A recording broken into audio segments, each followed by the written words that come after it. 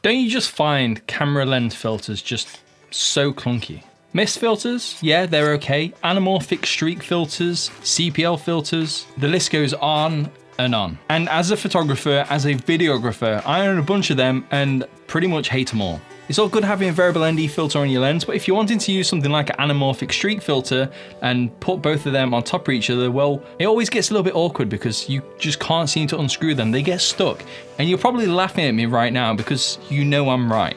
Well, today I have a solution to share with you. Let me introduce the Freewell K2.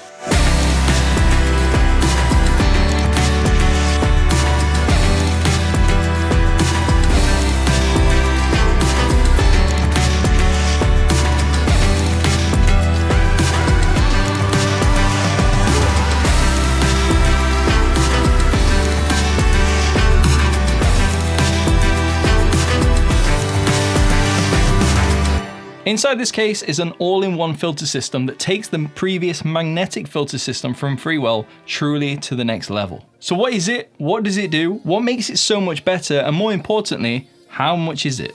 So in the main variable ND pack, which let's be honest, is beautifully packaged, you get the main filter system with not just a 2 to 5 stop variable ND filter, but a 1 to 5 stop variable ND filter. They're hard stop ND filters, so you don't get the dreaded X when you go too far. They don't allow you to go that far. You also get these rings which look like step-up rings because pretty much they are. In the pack as standard, they come at 67mm, 72, 77 and 82mm. There are going to be additional sizes available and you can also buy spares, which I highly recommend you do. All you have to do is attach one of these to the front of your lens and you're pretty much ready to go. Now this is where one of the first things I love about this filter system comes in. Instead of screwing this part onto the front of the lens, all you gotta do is just push it on and it clips into place. Twist the filter system so the bubble level is at the top and then just tighten these 2 thumb screws on both sides. How quick is that? If you have another step-up ring on another lens, you can easily switch this whole filter system to an entire new lens incredibly quickly, literally just a few seconds. So if you're using the 1 to 5 stop variable ND filter and you need the 6 to 9, just pull it off because it's magnetic, grab the 6 to 9 and just clip it on. But what about if you don't want a variable ND filter? What if you want something like a circular polarizing filter?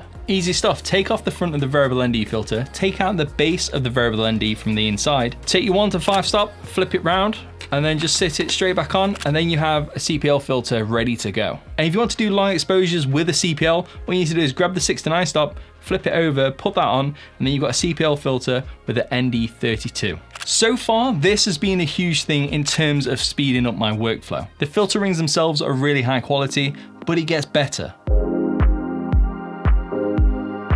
Alongside the base variable ND and CPL filter system, Freewell are also launching their own blue streak filter. To add the blue streak filter to this filter system while still using the filters which are currently attached, what you gotta do is pull back this little door and slide the filter straight in. And then you have the anamorphic streak filter and a variable ND or a CPL filter all in one. And because the blue streak filter is inside the filter system, then all of your lens flares will remain perfectly horizontal, but you can still twist the variable ND filter whenever you want. Alongside the blue streak filter, Freewell also launching a Glomis filter and also a graduated ND filter. The Glomis filter looks amazing, and again you can slip that into the same slot in exchange for the blue streak filter. But what about the graduated ND filter? See, I feel Freewell have literally thought of everything when it comes to this filter system. Graduated ND filters are really useful, especially when it comes to doing landscape photography. If you have a really bright sky but a dark foreground, you may want to actually darken the sky a little bit